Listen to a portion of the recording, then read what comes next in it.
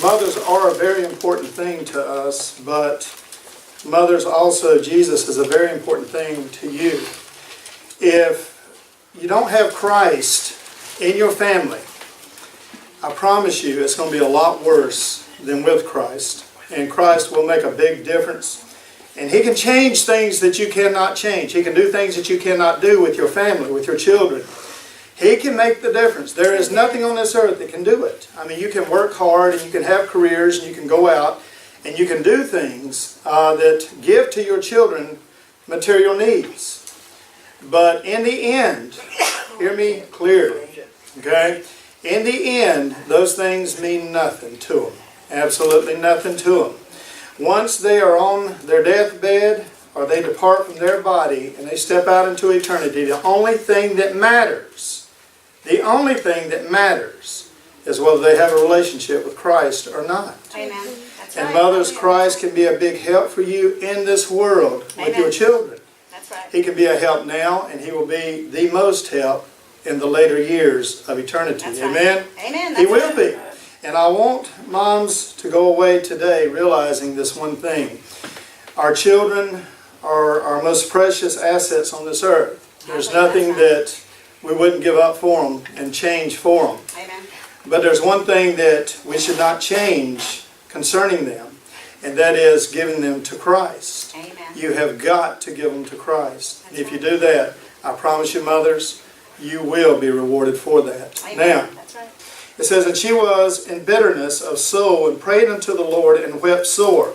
And she vowed a vow, and said, O Lord of hosts, if thou wilt indeed look on the affliction of thine handmaid, and remember me, and not forget thine handmaid, but will give unto thy handmaid a man-child, then I will give him unto the Lord all the days of his life, and there shall no razor come upon his head. And it came to pass, as she continued praying before the Lord, that Eli marked her mouth, or basically noticed her mouth. Now Hannah, she spake in her heart, only her lips moved, but her voice was not heard. Therefore Eli thought she had been drunken, thought she was drunk.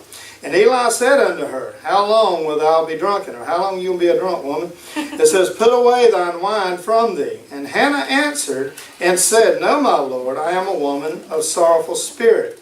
I have drunk neither wine, and I want y'all to notice something here real good. I have drunk not wine nor strong drink, but have poured out my soul before the Lord. Amen. Now, if it says nor strong drink, I would think there's a difference probably between the two. Amen? That's right. Amen. So wine was a beverage and not necessarily a strong drink. She's saying, look, I didn't even drink a little bit of wine, which is a beverage, a juice, if you will, that could have fermented and could have made me drink, nor did I purposely drink a strong drink, which I know had fermented and made me drunk. But she basically said, look, I've been praying, and I am concerned, and that's why you see my lips move without hearing anything. I'm not drunk, is what she was telling this priest, if you will, Eli. I'm going back, and I'm going to talk a little bit about some episodes and some things that happened in this particular life of this particular woman. And her son, the son that she prayed for. Now his name we know is Samuel. And she gave birth to Samuel.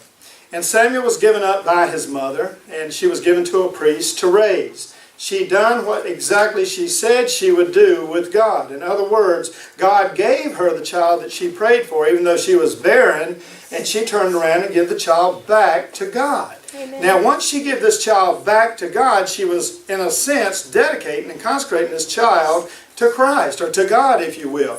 And once this was done, it made a world of difference. And we're going to see the difference that it made in her life and this child's life. Now, we want to go forward just a little bit into this place, this fortress, if you will.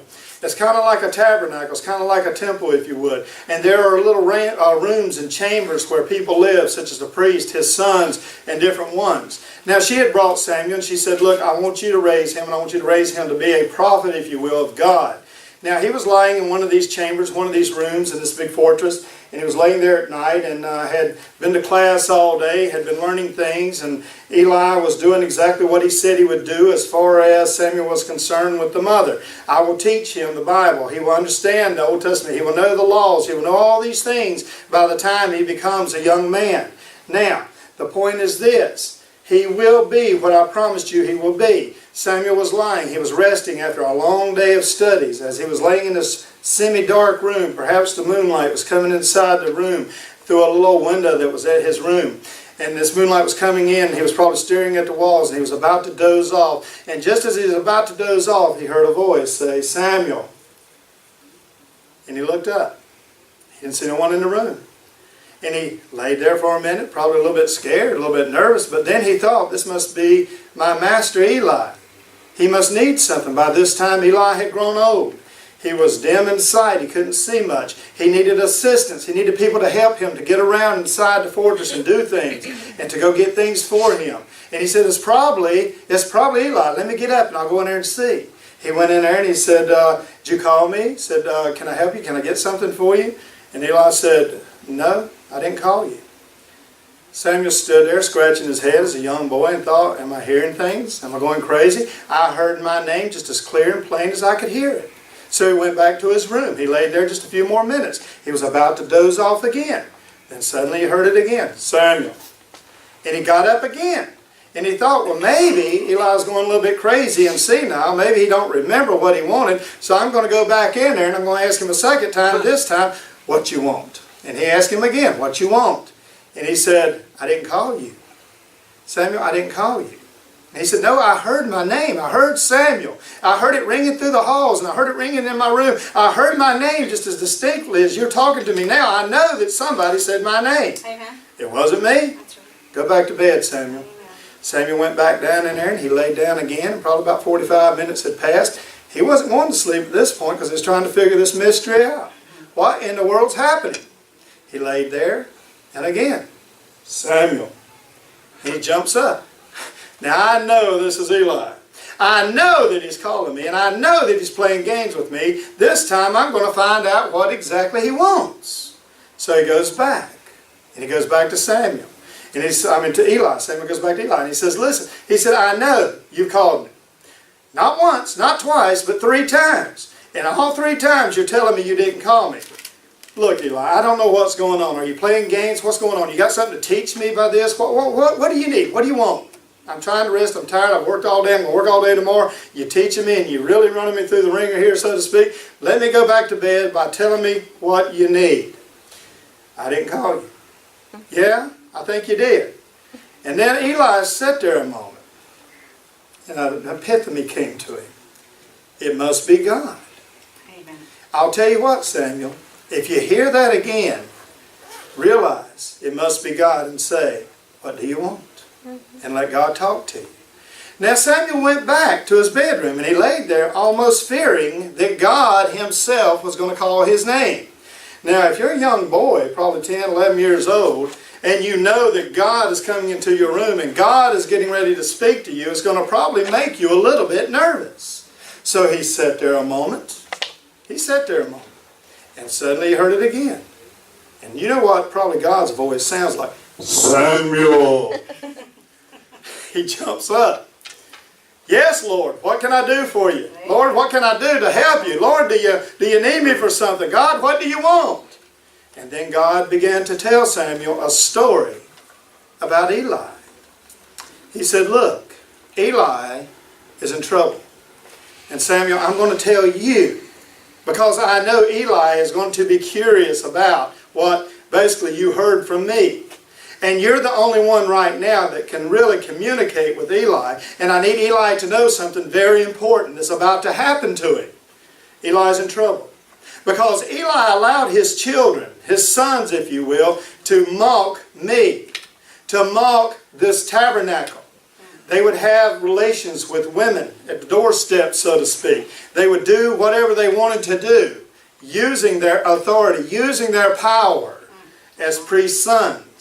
And Eli didn't do anything about it.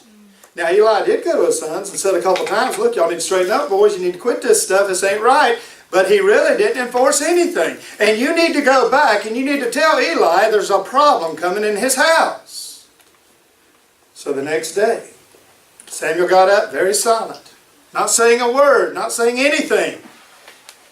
Eli watched him, and Eli come to him and said, are you really going to hold back from me? You're not going to tell me what God said? Look, I got a feeling but I want to hear it anyway. What did God tell you, Samuel? And Samuel told him, your house is about to be under destruction. God is getting ready to tear your house apart. Because God said that you allowed your sons to do things they shouldn't be doing concerning Him and the tabernacle. Now, I believe that had they not necessarily done this involving God and the tabernacle, using it as a platform to carry out their sin, perhaps God would have allowed them some forgiveness. Perhaps God wouldn't have been as severely mad about it as He was. But they used Him for a platform to do wrong. And Samuel was the middle guy here. He was in the middle. Otherwise, I got Eli and his real sons, Eli who raised me, and God is going to get Eli and his real sons, and He's using me to tell them what's basically about to happen to them. I don't like this position. But He told him. The Bible says that Eli couldn't do a whole lot about it. Wasn't much he could do. He couldn't babble, but he couldn't do that. Because he knew he was guilty. And listen to this, ladies and gentlemen. Here's the point. Here's what we need to understand. It was over with. It was over with. There was nothing he could go back and change. The only time that he could change anything was when it was happening, when it was going on, when it was occurring. But he didn't then. And now it's over. And the only thing left is God's judgment. And if God's judgment is the only thing left for you, or your children, or your family, you're in a big predicament. You're in a big predicament. Now, I would say, at this point, God has not come to that point with you. He still has allotted time for you to get things right. But Eli was an example of what could become. What could become. Doing as Eli said. We read Samuel got bad news to Eli. He got bad news to Eli. Eli said, tell me what happened. And he told him. And folks, that is the worst news a parent could ever hear. Because of your children, I'm about to punish you and them. And I'm about to destroy the whole family. That's not good news. God's judgment would come to Eli's family. Eli had put his family above God. Eli had put his family above God. And I have had preachers tell me, I will put my family above the ministry. Can't do that if you're a minister. Can't do that. God's business is more important than anything on this earth. And mothers, God's business is more important than anything on this earth. Even the fact that you want to be their number one. You do. And ladies, there's nothing really wrong with that, as long as you're their number one on earth. Yes. But God has to be their number one in the universe. Yes. Amen. And there's a difference. And you need to yield to God. Now, Eli put his family above God, but got a question for you. Why did God reveal this to Samuel? Samuel, whom Eli raised. Eli, who raised the sons who would mock God, raised Samuel. And he used Samuel to tell Eli the bad news. But why Samuel? What was the difference between Samuel and his sons? Here's the difference. A mother who put God before her son. Samuel was not put before God with his mother. God was put before Samuel. Now Eli's sons was put before God. And you see what happened as a result. What occurred, if you will. But a mother that put God before her son. Thus, listen to me, loving her son that much. Amen. Loving her son that much. Knowing that God can handle all things. Amen. He can. He can. Now, 1 Samuel tells us Hannah was barren up to that point. unable to have a child and was ridiculed by Peninnah. Peninnah was the second wife of Elkanah, and Elkanah had 2 wives. Now, Hannah couldn't have children, Peninnah could. And she ridiculed her. She made fun of her. She said things to her. And so Hannah was going through it. She was depressed. She was angry. She was mad. And even pouting. Pouting. And you say, Brother Marty, can you really classify what Hannah was going through as pouting? I would say yeah. Yeah. Hannah became bitter. The Bible tells us Hannah began to pout, not eating and only crying. In other words, I want what I want. And I want a son.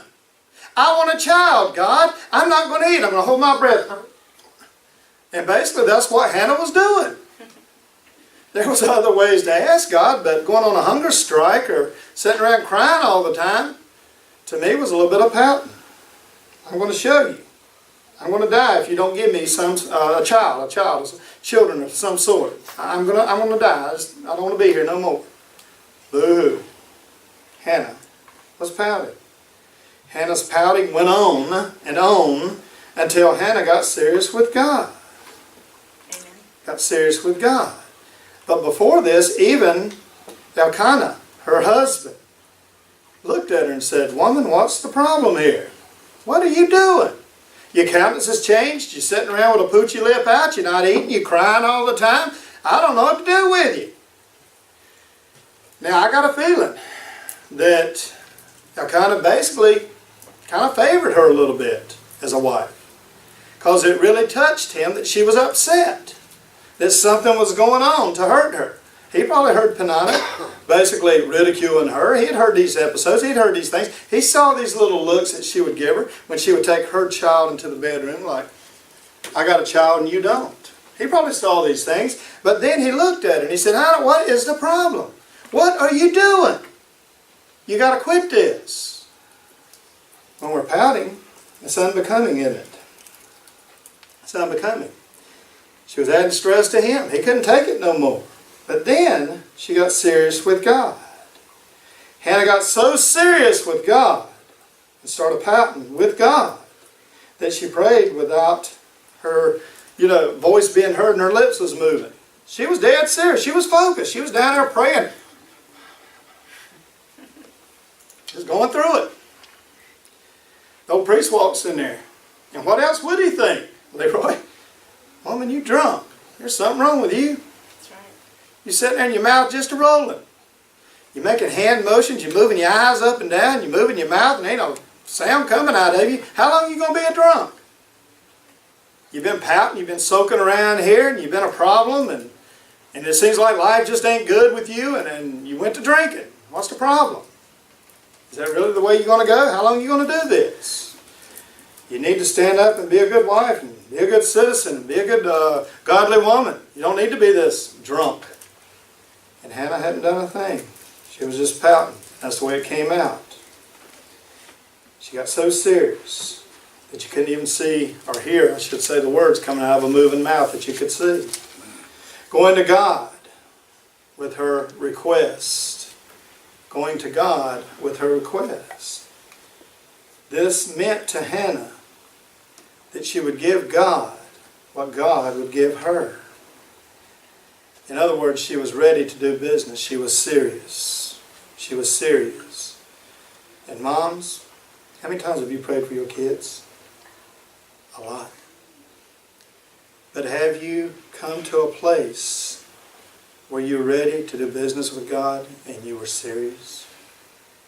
Well, my child just hadn't changed. I've been praying for him for 40 years or 5 years or 6 days or whatever. I prayed for him last night and God just didn't hear my prayer. Maybe God knows you're not serious. Maybe He knows there's an alternative motive for why you're praying for him. In other words, I want things to be right between me and them. And moms, it should be you want things to be right between them and God. That's when God will listen. Not because He's competing against you. By no means will God ever compete against you, Mom. But He will do everything He can to help you. Amen. That's right. And be that fortress that you need to go to, He will. But He can't do it until you're serious about Him. Amen. Until you're serious about Him. She vowed to God in her spirit and in her heart that she would give back what God had given her if God would give it to her. Have you give back to God what God has given to you, moms? Have you? Really? A man-child is what she prayed for. And there's a specific reason she prayed for a man-child. She wanted him to be a prophet for God, that would be taken seriously, that would go out and do a great work for God. A man-child that they could raise, men could raise and teach the godliness that he needed in his life. It'd be kind of hard to put a daughter in there with Eli, wouldn't it? So she prayed for a man-child. In other words, look, God, I don't want just any child. I want a man-child because I want to give him back to you. And the circumstances calls for him to be a man-child in order for me to do that. And I'm telling you, God, I'm serious about this, and I want you to take him back. If you'll make him a man-child.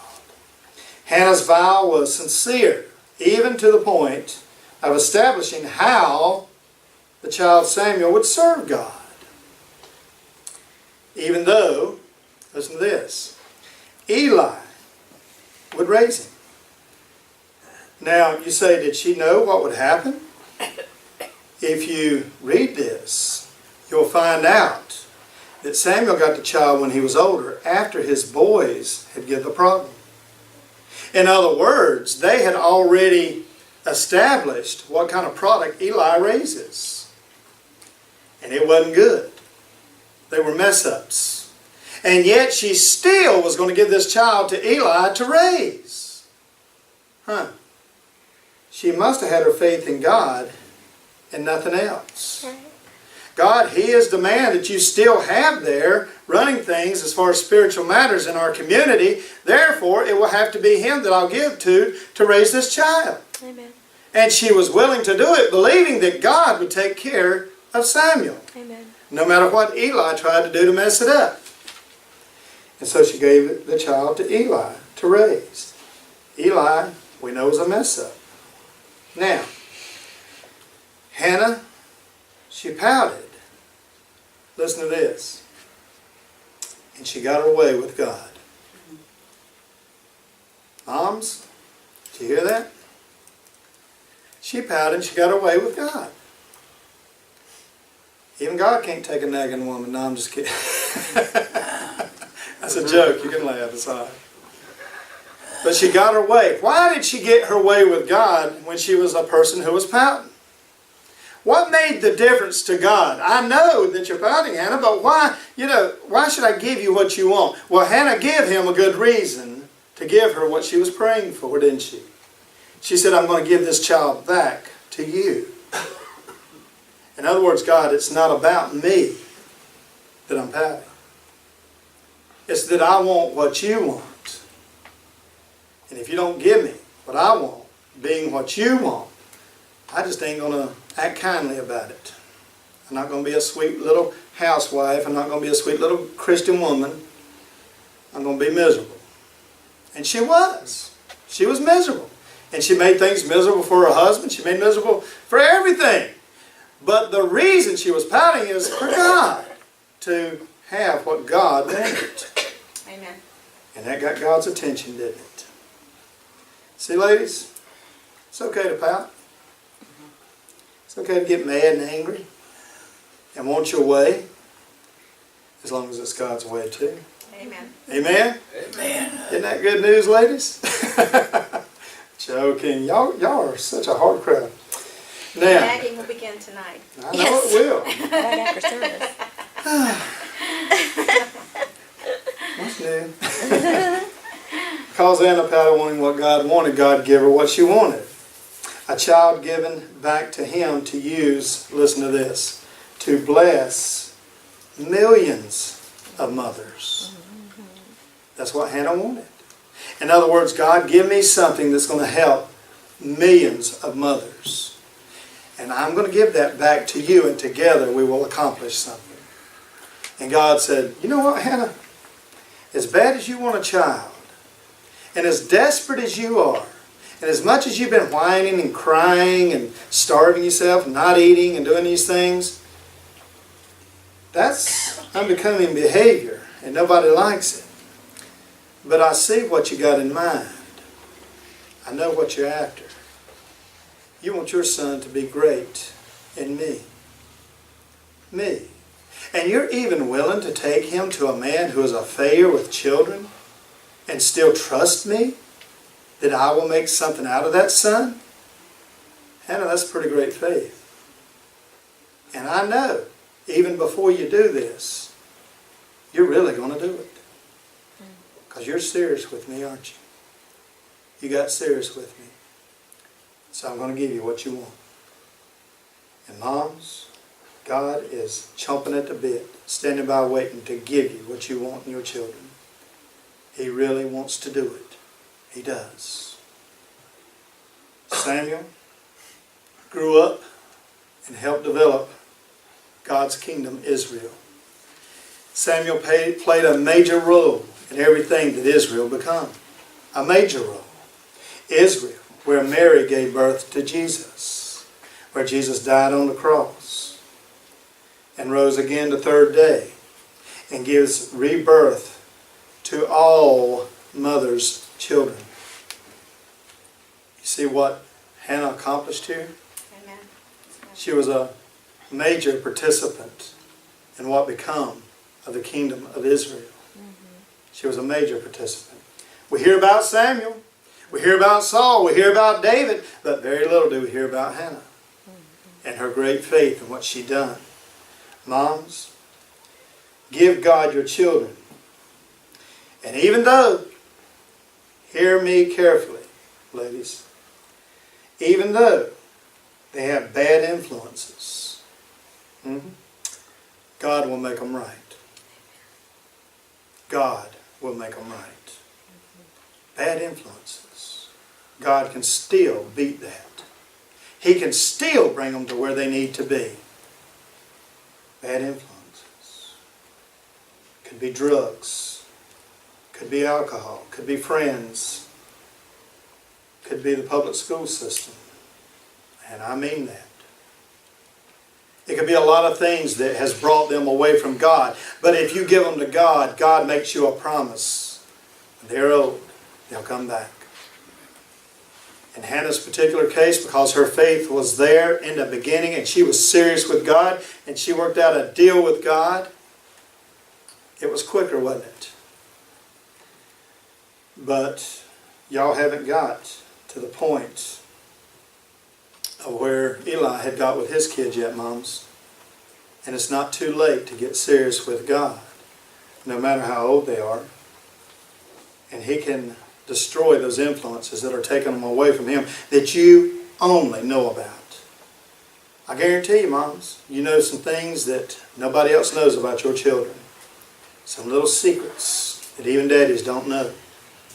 And you know why you need to keep it a secret, don't you? You know. And the fact is, God knows it too. And He can just bust right through those things. Amen. He can grab your child's hand and bust right through those things and bring them to the other side and say, there, Mom, look at there. You see what you got? Amen. By putting your faith in me. This is what you get. You see, God is bigger than anything this world can throw at your child. Amen. Amen. That's right. And I'm talking anything. Anything. Moms, God will be on your side if you get serious with God. I promise you. I promise you. I'll tell you a short story and we're about done here, believe it or not. We should be, shouldn't we? It's late. There's a guy that was at the place I work, and he was an inmate. And he was real involved in drugs and got in trouble with the law. And while he was in trouble with the law, he dabbled into witchcraft and become a Wiccan. And once he became a Wiccan, he really moved away from everything that his mom was. His mom was a good Christian. She was a Baptist Christian and good solid Christian, and prayed for him all the time. Day after day after day she prayed for him. And every time he would call her, he would hang up on her because she would tell him, look, you need to do this and get things right with God. And I'm praying for you, son. I'm praying for you. I'm praying for you. But he had already got involved in heroin. He had already went AWOL out of the military. He had already robbed a guy at gunpoint, and had already stole from his family, all kind of things. Had already gotten to Wicca, and already was in prison for years, yet his mom kept praying for him. Now most people would say at this point, this is a wild card. This boy's going to go in his own direction and he's not coming back. And nothing short of God is going to straighten him out. And that was the key to straightening him out, and his mother knew it. God. Well, it just so happened I hired him, even though he was a Wiccan. I had a little bit of discussion with myself and God about that. I said, do I really want a Wiccan down here to influence these other guys that I've been trying to talk to about the Lord? Well, it's like God said, he's a lost human being, just like anybody else, and needs the same witness that they need. So I called him. I said, all right, you want to go to work? You put your application, all right, we'll hire you, and I'll put you to work. And it went on for about a year. And I addressed him about some of his beliefs, and then I told him about creation and things like this. And I said, now what does the Wiccans say happened in creation? How did this world become about? Because they worship two gods, a god and a goddess, a male and a female. And said, what do y'all say about creation? He said, I don't think there's nothing about creation. I said, well, where did these gods come from? And why is the world here and all these things? And he couldn't answer these questions. And I would ask him another one and another one. This went on for about a year, but it was slow. It was over months. It went all at one time. And finally one day he come back to me and he said, you know what? He said, I don't think Wiccan is as good as what I thought it was. There's too many unanswered questions. Yes. And he said it like that was just an epiphany that he had. Like something just popped in his mind. But I had been planting doubt for a year in his head about what he believed. And then he said, he said, I thought about it and said, I have a daughter at home and she's living with my mother. And said, I don't want her to become a Wiccan. Right. And said, I thought about when getting out of here, I was going to go home and try to get her involved in it. And I don't think I want her to be one. And I saw a change in him. And I started talking to him a little bit about it. And then slowly I started telling him about what I believed and how I believed it. And he started listening. He got interested. And then one day, just out of the blue, he came in and all the guys were sitting around. They were drinking a cup of coffee, was getting ready to go do their jobs. They all left and I noticed he stood behind. He sat in a chair and he looked at me. And his eyes started watering real bad. And I said, are you okay? Something wrong? Something happened to your daughter? And he said, no. He said, I had a dream last night. And he said, I can't get over that dream. And I said, what did you dream? And he said, I believed in that dream that these walls in this little building that we're sitting in, they turned to marble. And the floor turned to marble. And the seats had gold trim on them. And everything was just beautiful and white and clean. And he said, I got up just bitterly crying and walked over to where you're at. And I bowed down on my knees. And he said, you put your hand on top of my head. And he said, you told me about Jesus Christ and I received him. And I said, I don't understand that. And he said, what I think the dream is telling me is this. You know the answer that I've got to have. Amen. And I got to have that answer today. Mm-hmm. What do I need to do to stand before God and be counted holy?